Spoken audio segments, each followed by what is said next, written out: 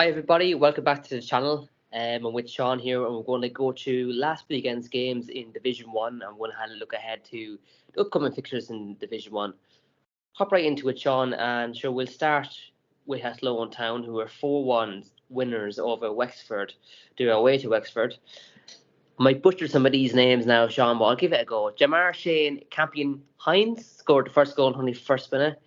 France Perriot, 29th minute. Valerie Dulia in the 40th minute. That brought us up to 3-1. Aaron Dobbs scored in the 25th minute. And then Matthew Leal in the 44th minute. So all the goals were scored in the first half of the game. And Athlone seems to have ran away with this one. Wexford obviously shored themselves up defensively in the second half of the game then. Yeah, it was a really strange game going into this. We kind of figured this was going to be an important one because it was one Athlone could have potentially lost. They lost this game earlier in the season when Wexford weren't doing so well. And Athlone's form has been very up and down this season. But it was really, I think what set the tone for the game was Franz Piero's goal. He scored, he must have been about 30 yards out. It was a fantastic strike. And that really set the tone for the game. Wexford's goal, Dobbs scored a really nice finish for Wexford actually. But defensively, Wexford were very poor. I mean, the third goal in particular, I thought was really a mess. And I mean, no defensively sound team is going to concede 4 goals in one half. But I think the fact that Athlone were so far ahead as much as anything is why there were no goals in the second half. They were happy to slow it down. And to their credit, they took control of the game after that point. Yeah, they did. I suppose if I was 4-1 up at half time too, I'd be all over slowing the game down too and taking it. Athlone have brought in a few players during the week as well. I've seen a few more foreign players. Yeah. They seem to be a team that has the most foreign players in the league, but it seems to be working out for them this season. Yeah, well, it's part of that new partnership thing they have there. They announced it about 2 months back that they were going to be like an international academy for players, hoping to get a foothold in Europe. Now, they've brought in 2 players who we don't know very much about from the United States who are playing college football over in the US. And they brought in McKenna, who was with him in 2021.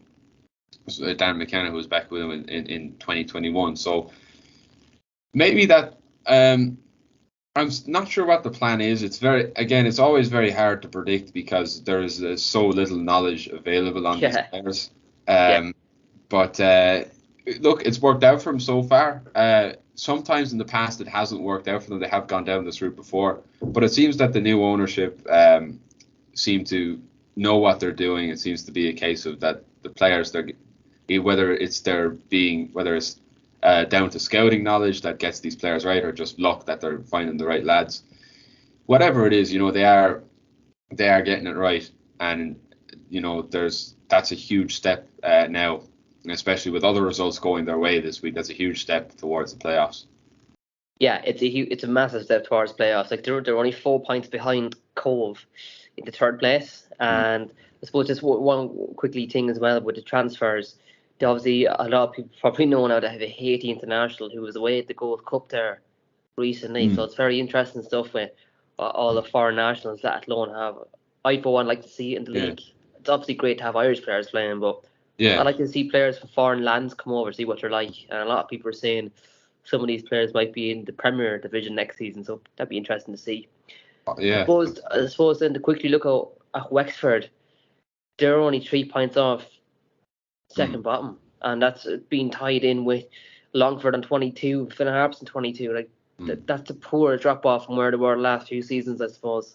Yeah, I mean, I think there was a massive expectation with rebranding and the players they brought in this season that really hasn't been lived up to. We thought that they might have turned a corner with good form in recent weeks, but it hasn't worked out that way.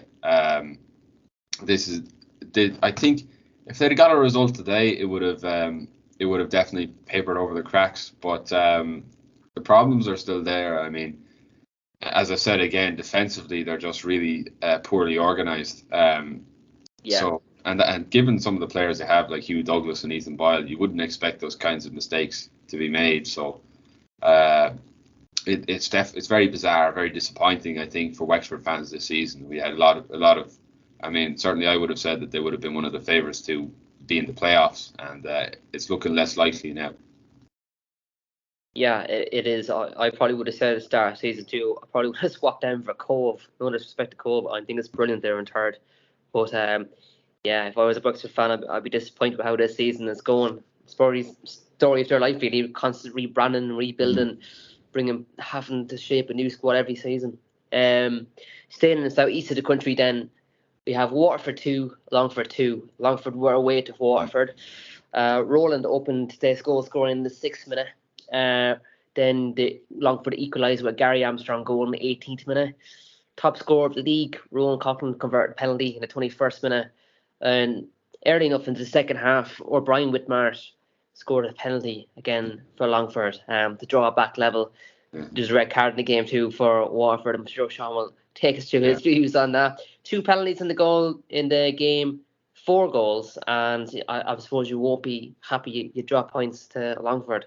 Take us through this one.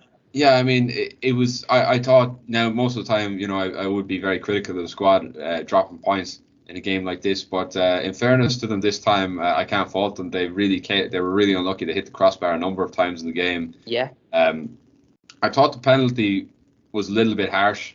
I think maybe it's a penalty, but I definitely don't think it's a red card in that situation. Ooh.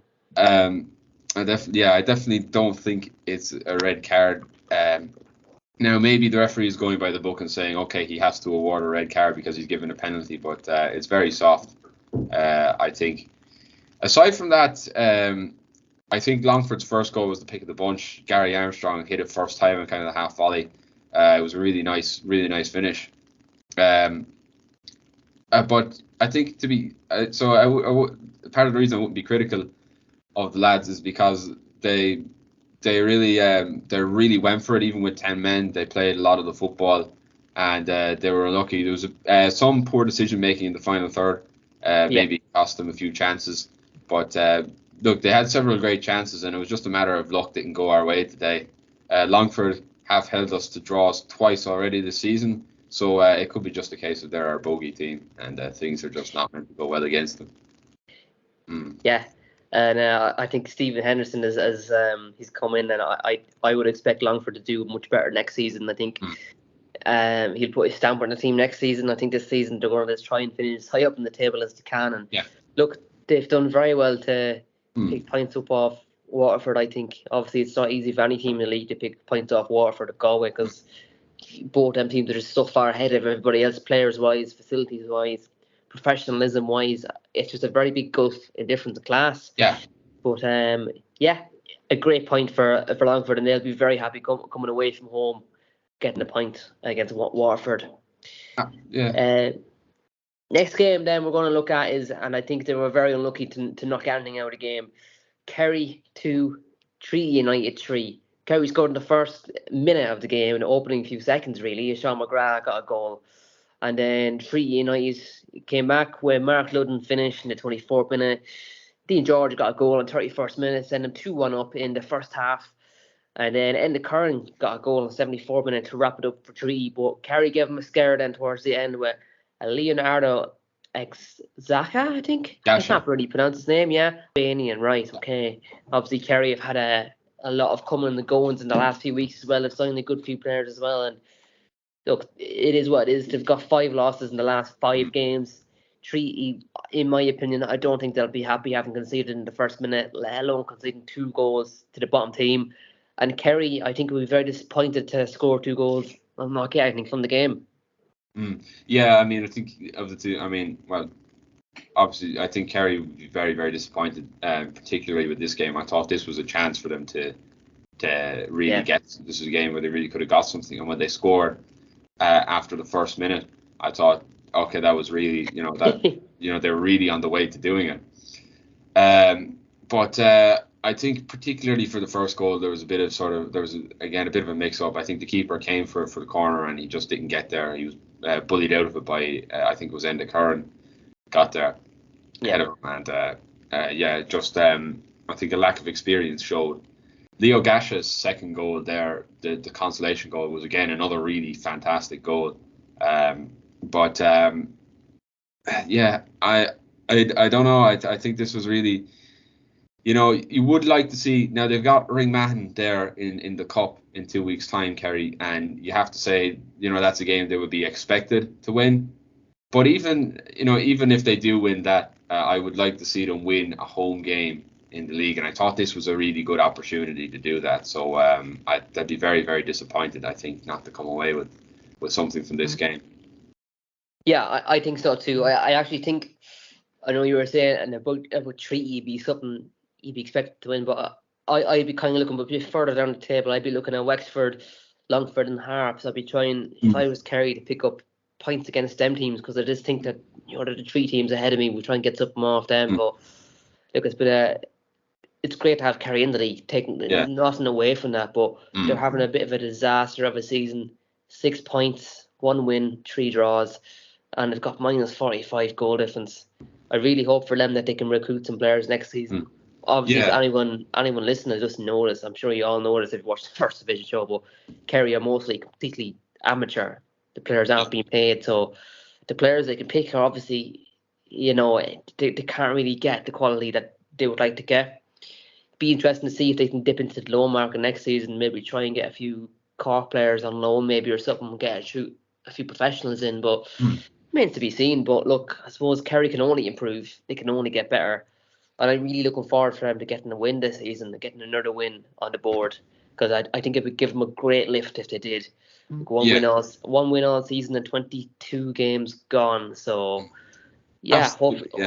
And the other thing as well, I mean, we've got to mention is now with Mayo are confirmed to be in the league. Mayo are going to be watching Kerry's progress, and we've also got potential teams coming back in Monaghan and Kildare and Kilkenny that are all going to be watching Kerry as like the blueprint for how to set up in a new market, basically.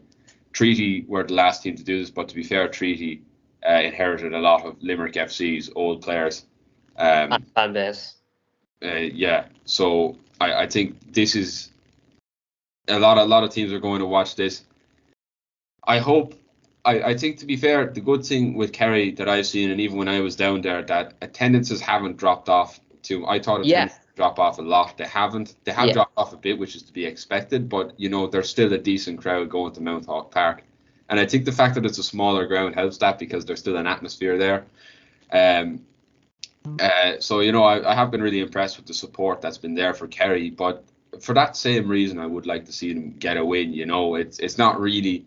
We know, we all say we support our own through thick and through thin, but for the supporters' sake, it's not fair that they would keep going, and that you would expect them to get at least 1 win at home this season. You really would. I think it's a bit disappointing that with 22, 23 games in, and they haven't won a home game. You'd be thinking by now they should have got a win, and they just haven't. As you said, a lot of teams be looking at this for do's and don'ts, and I think some teams might look at Division 1 now and go, we need a bigger budget. We actually need to have a few professionals in, even the spine of a team. Have a goalie, a defender, a midfielder, and a striker that are released on part-time contracts or something, because the full Kerry team, to my knowledge, because someone correct me in the comments if I'm wrong, are amateur and are going up against full-time professionals. Half the league is professional in Division 1. A lot of people don't think that, but they are. A lot of them are, like Waterford, are professional. Athlone, I think, are nearly might as well be professional now at this stage. Cove are not too far off it. They've got a great, behind the scenes going on now. Galway are obviously there. Treaty, I think, are professional as well, or thereabouts. Waterford, obviously, like I said, Bray, obviously, as well. Bray decided someone from Barbados that we'll get onto now in a minute. But that's an interesting for Kerry. Hopefully they can go and get a win this season at home. Moving into the next game then, moving down south of the country, down to Cove Ramblers 1, Galway 1. Cove Ramblers, another early scoring. They got Piers Phillips scored in the third minute of Cove Ramblers, and then David Hurley scored, who's been amongst the goals of the season of Galway United, in the 43rd minute, converted a penalty to get it home. Dara O'Sullivan O'Connell got sent off in the 52nd minute. I didn't see the tackle, so I'm not sure if it was sent off or not. But just looking at it from a Cove point of view, you know, they're home to Galway. They're running away with league. Galway are absolutely running away with league, but they should be very happy with a point. Vice versa, Galway should be very disappointed with only coming away with a point. Yeah, absolutely. I mean, I suppose the good news for Galway is that we didn't gain any ground this week, so you know, this didn't matter really in the grand scheme of things. I think to be fair though, it says more about Cove than it does about Galway. They've been very good this season, and we did think last week on the show that they might get a draw in this game, especially to go down to 10 men. They definitely taken a draw. And to hold it out, like, you know, going down to him, and it was early on they went down to 10 men as well against Galway. Like, you'd be very fearing against Galway going down so soon to 10 men. You'd be kind of thinking, ooh, this is not good. But fair play, they did very well, like you said, to hold on to the league. Yeah, it's I mean, it was a matter of.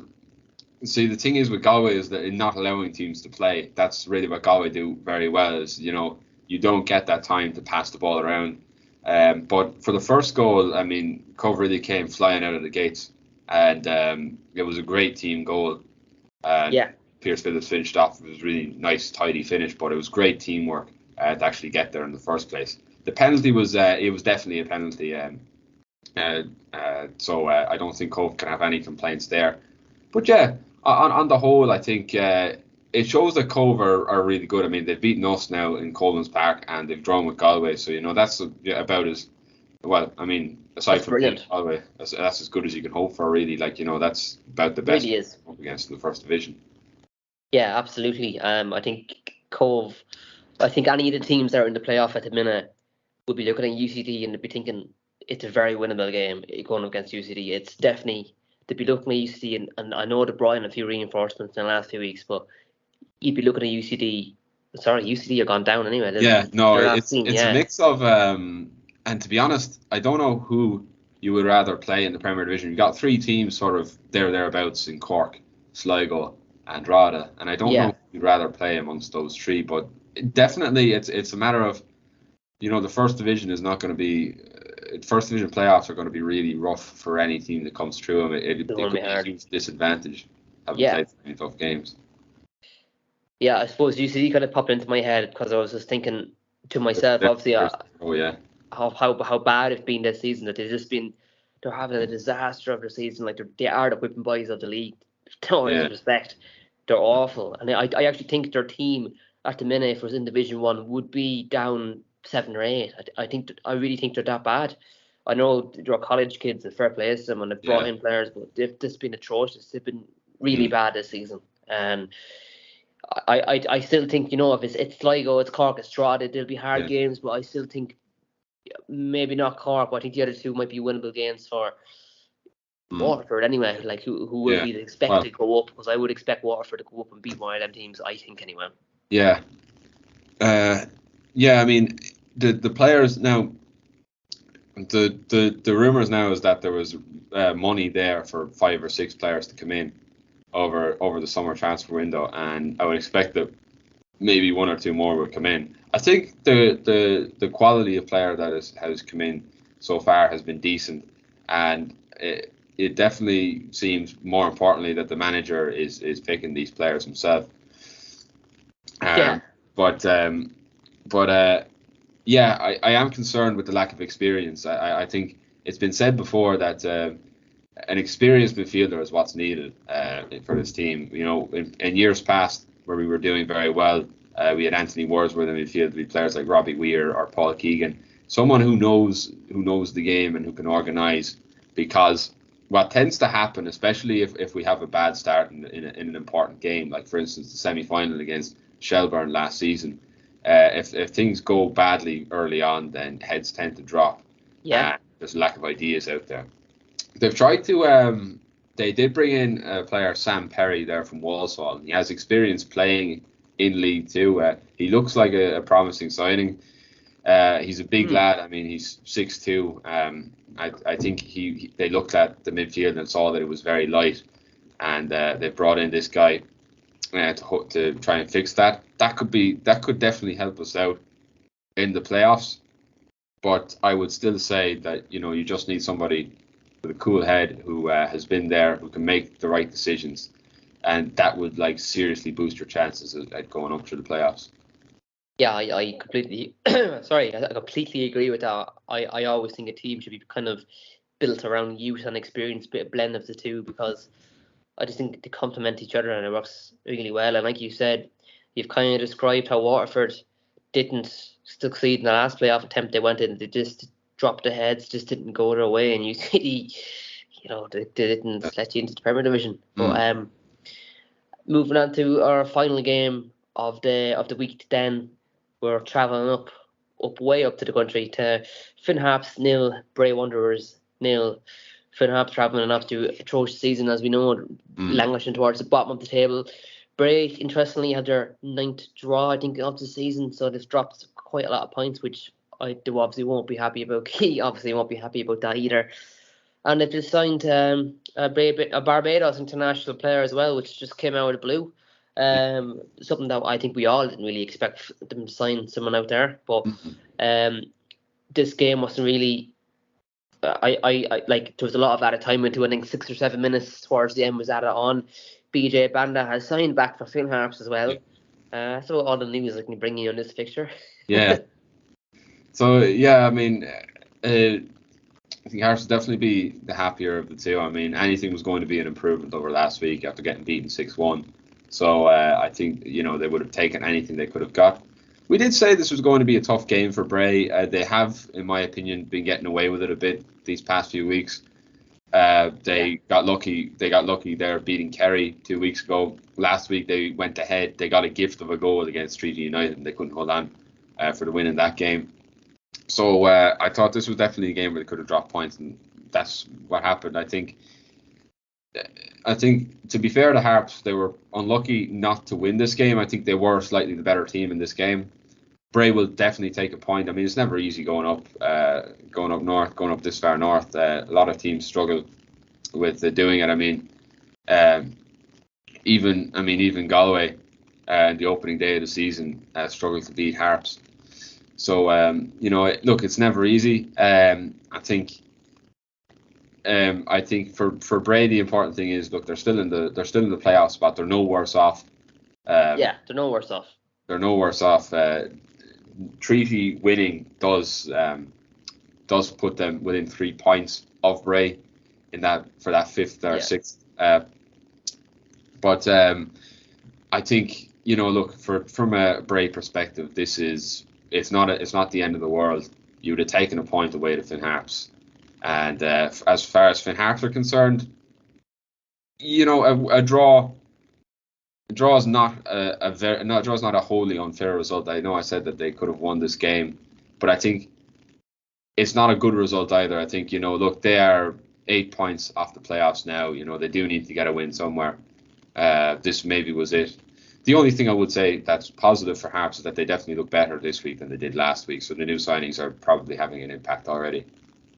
Yeah, I would say so too. And Finn Harps certainly wouldn't have thought to be down here just at the start of the season, but that's where they are, languishing towards the bottom nearly. But no, I don't mean with Kerry, I mean from second bottom upwards. I actually think Bray will be disappointed. I don't think they'll be happy with a draw. I wouldn't be happy with a draw if I was Bray going up to Harps. I'd be expecting to win the game. And I think looking at teams who are in the playoffs who aren't Waterford, I think you'd be wanting to avoid finishing in the last playoff spot, because you'll have to play Waterford then if you don't win the league. And I would rather not play Waterford if I was one of them teams fighting for a playoff spot. I would rather meet you in the semi-finals and get that far and then see from there, rather than have to go up against a really hard team at the start. Well, if you're judging them against everybody else in the league. So. Yeah. Well, it does help. I mean, if you get to, say, so the playoff, the first division final or the semi-final for the whole playoffs is a one-off game, so that definitely helps. It's a one-off game. It's probably going to be on, it depends who gets there, obviously, but it's more than likely going to be in a neutral venue. So, if you play a team like us over 2 legs, and we are prone to having a bad day, especially in knockout football, we're prone to having a bad day. So if that happens in a 2-legged affair, we can, we'd have a bad day one day, but bounce back the next day and play really, really well. And if we do that, then, there's no team we can't beat.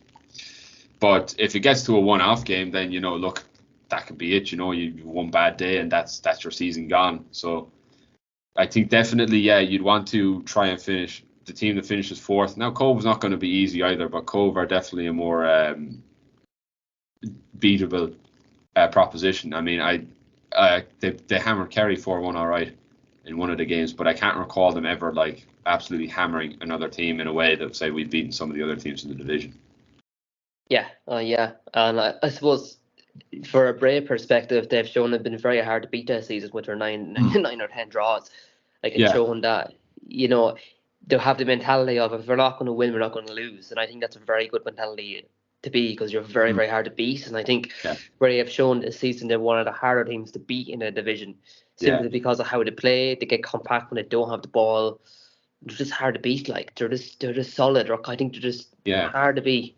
And then that's really good. And I think they'd be happy to be in a playoff spot. And I would expect them to finish there this season, and to be fighting to get back up.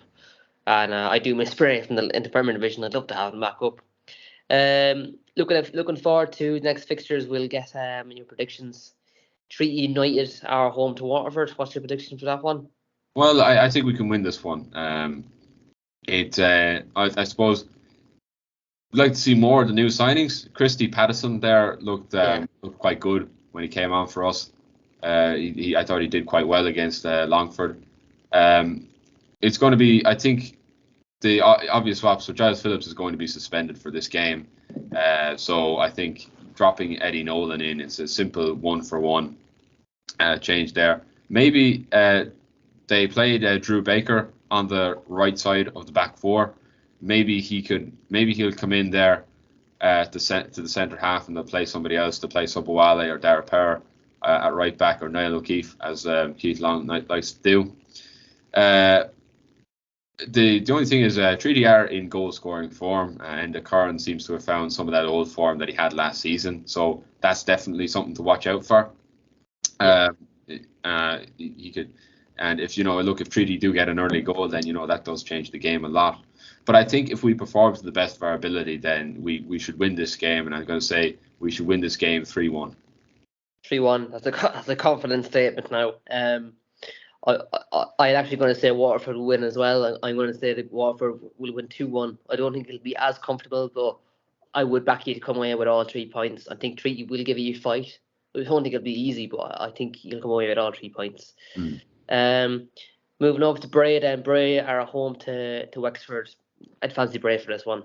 Yeah, I think so. I mean, I think confidence has got to be low with Wexford after the last game. I think even though I always say, look, Bray are getting away with it a bit, but at this stage of the season, with the playoff race being as close as it is, you're better off getting away with it, not playing well, than playing well and not getting anything to show for it. Yeah, definitely stay in form, keep them the points on the board. Absolutely, and it gives them an opportunity next week to, hopefully put a good performance together, and put the bad form behind them. I think this is the perfect opportunity to do that. Now, look, it could be a good atmosphere at that game. I mean, Wexford bring a decent crowd up to Bray. I think it is interesting. What could happen is, with the quality of player Wexford have, they could just decide to turn up on the day and give Bray a real battle. But I don't know. I don't think that's going to happen. I think that Barbados international, that his name escapes me at the moment, but I watched them. They played Dundee there in sort of a match really that Bray just used to give their trialists, fellas who've been on the bench for a while, and youth team players, a bit of a run out, and he looked very, very impressive. And that's a Scottish Premiership team, so yeah, it's tough opposition. So I think he could be a huge difference maker this week. Being at home on the pitch, maybe the pitch up in Donegal didn't suit Bray that much. So, I'd fancy them to get the win here. I don't feel particularly confident about giving a scoreline, but if I had to give one, I would say maybe 2-0 to Bray. 2-0 to Bray. I'm going to go with 1-0 to Bray. I think Wexford will want to put the last run of form behind them. I think they'll go and give Bray a very good game. I think it'll be tight, but I do think Bray should come away with all 3 points on a clean sheet. Moving to the Midlands then. At Lone Town are home to league leaders Galway United. Potential battle and skin for Galway United, Sean? Absolutely, yeah. I mean, it's a potential banana skin. It really depends what Athlone team turns up. Athlone have given Galway a few battles already this season. And look, Piero's a very hard man to shut down. Yeah. He, I mean, I don't see the thing is now, and Galway are in a bit of a slump at the moment. They struggle to beat Kerry in Galway, and they've gone down now to 10-man Cove, and they've only got a point from that. So look, you might say if you're Athlone, they're feeling a little bit vulnerable, but I don't know. I don't know if Athlone have it in them for a full 90 minutes against Galway, what would be required to beat them. So, I think there'd be a mistake somewhere. I think, there'd be someone, not watching their man or something, and Galway would get in and punish them. So I'm going to say it's going to be a close game, and I think Athlone are definitely capable of giving that to them. And if they do get a result, I mean, look, great for us. But I think Galway are going to win this one 2-1.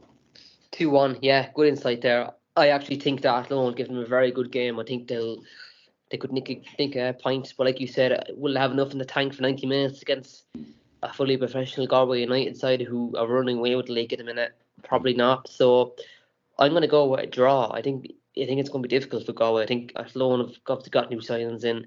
They're both well together. They're getting points on the board in better. I think they're just in better spirits, better form at the minute. 1-1 for me. I think it'd be a great result for Athlone. And a good result for you, 4-2, and a bad result for Galway. But yeah, 1-1.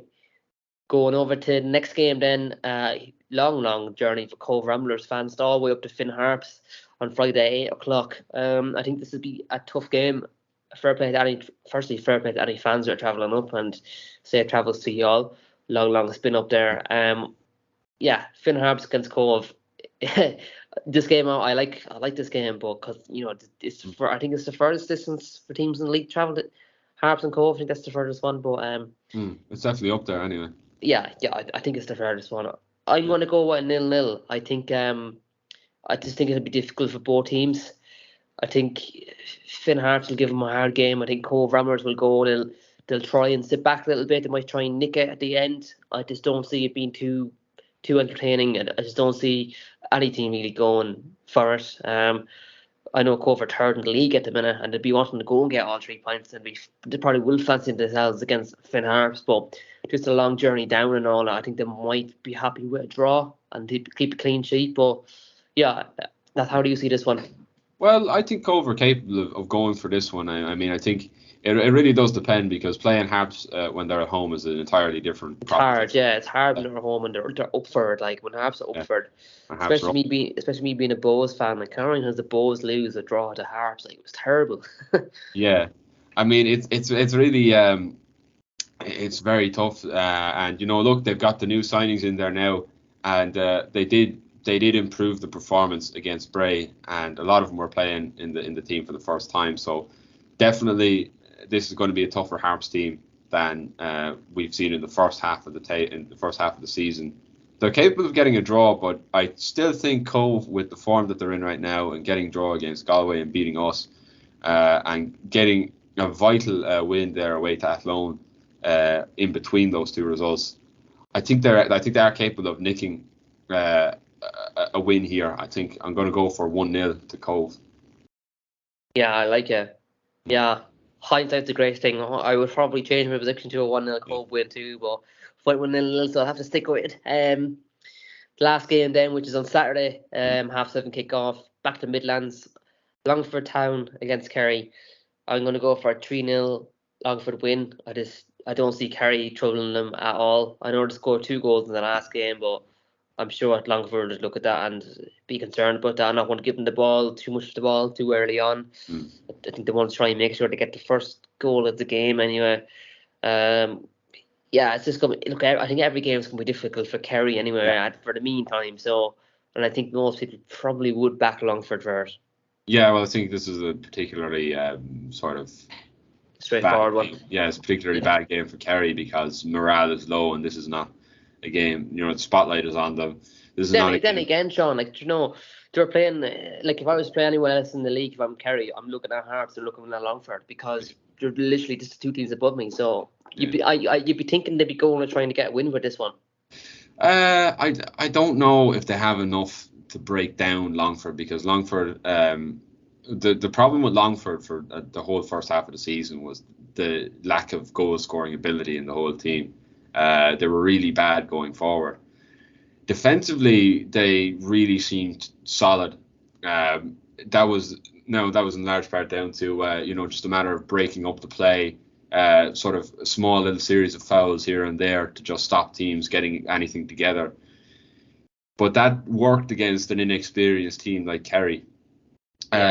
They've beaten them twice already this season. Now, both of those games, they weren't blowouts. They beat them 2-0, but they needed a last-minute goal there up in Bishopsgate about a couple of months ago, and then down in Mount Hawk Park. Kerry had a really bad day at the office, but they still managed to claw 2 goals back there. They did, yeah. Look, this I don't know will it be 3-0. I don't know will it be that far apart. Jordan Adiemo has come back for Longford, so maybe he could provide them with those goals. That's certainly a possibility. I don't know. I mean, the last time Kerry were in the Midlands, now it was at Lone, and we weren't expecting them to get anything out of that game, and they ended up winning. The romanticist in me says that Kerry are going to surprise us all again and get a win here, but I think the realist says that Longford are going to win this one 1-0. I think we'd all love to see Kerry get a win, unless you're a Longford fan, of course. Yeah. Interesting one there, Sean. Quick look at the table before we go. Galway United are still top. They've only lost 1 game this season, 59 points. Waterford second on the table, 46 points. Cove are third table, 36 points. Athlone have managed to go up to 4th in the table, 32 points. Braden are just behind them with 30 points. 3 years, 6, 27. Wexford 25. Longford 22. Harps 22. And Kerry only have 6. Thanks everybody for watching the video. Please like and subscribe if you're new. Comment down below. Let us know how you think your team's going to do, and let us know your predictions. Thanks everybody for watching the video. Thanks, Sean. Cheers, Dad.